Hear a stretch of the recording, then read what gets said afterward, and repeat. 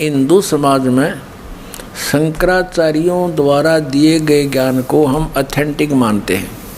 अब उन्हीं के अंदर प्रमाणित करते हैं कि आज कलयुग कितना बीत गया। अब देखिएगा, एक पुस्तक है हिमालय तीर्थ, और इसके कौन है संपादक? जे.पी. नंबूरी, उप मुख्य कार्य अधिकारी, श्री बद्रीनाथ केदारनाथ मंदिर समिति। अब यहाँ से हिमालय तीर्थ पहला प्रकाशन 2009 का, प्रकाशक है रंजू चक्रवर्ती, बामाचंद राय रोड, कलकत्ता, 76A/1 दूरभाष इतना। ग्रंथसव जयपुर नंबूरी, मुद्रक हैं गिरी प्रिंट सर्विसेज कलकत्ता। ठीक है, अब इसके हम 42 पृष्ठ पर आते हैं।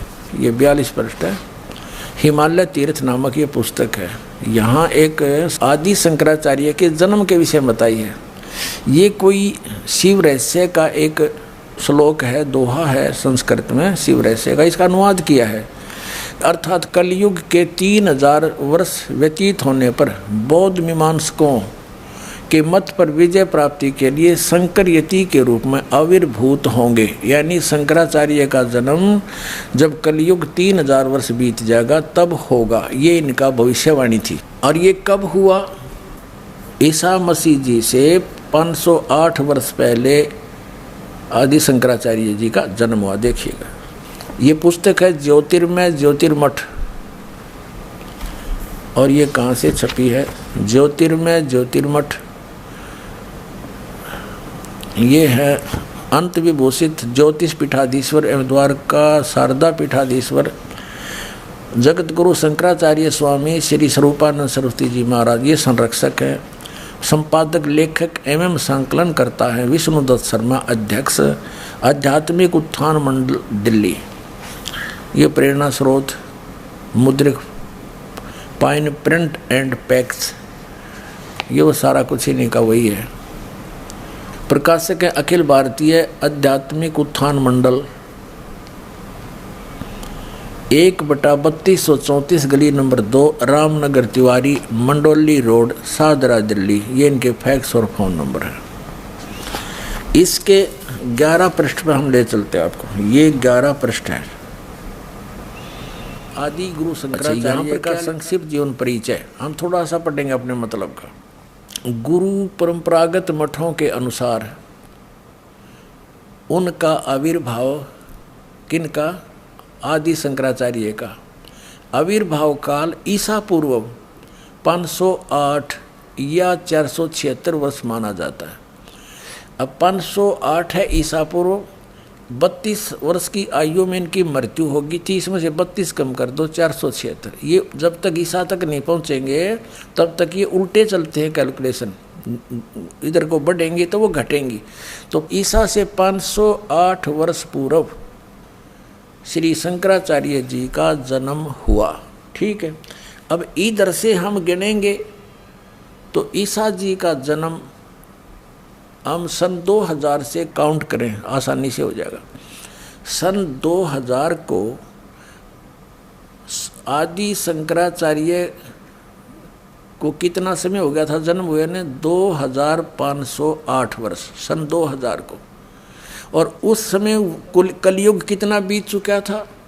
इन्हीं के उस ज्योतिर्मय ज्योतिर्मठ पुस्तक के आधार से उसमें ऊपर से गिनेंगे तो 3000 वर्ष कलयुग बीत चुका था। और जब उनका जन्म हुआ तो अब से गिने तो उस समय को जब 3000 वर्ष कलयुग बीत गया था, सन 2000 से गिने तो 2508 वर्ष वो जोड़ दें उसमें, तो 2000 सन 2000 को योग कलयुग कितना बीत गया था? 5508 वर्ष। अब हम 5505 खोजेंगे, वो कद पूरा हुआ।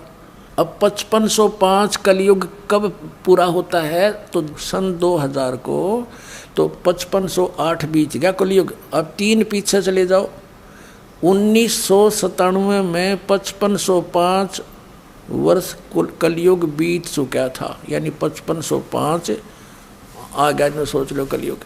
तो अब वो 5505 1997 का फिर क्या रहस्य है? परमात्मा इस दास को फाल्गुन सुदी एकम सन 1997 मार्च में इस दास को कबीर परमात्मा मिले थे। उन्होंने कहा था कि बेटा अब वो समय आ गया है, डिस्क्लोज कर दे इस पूरे प्रोसेस को। बोलो सतगुरुदेव।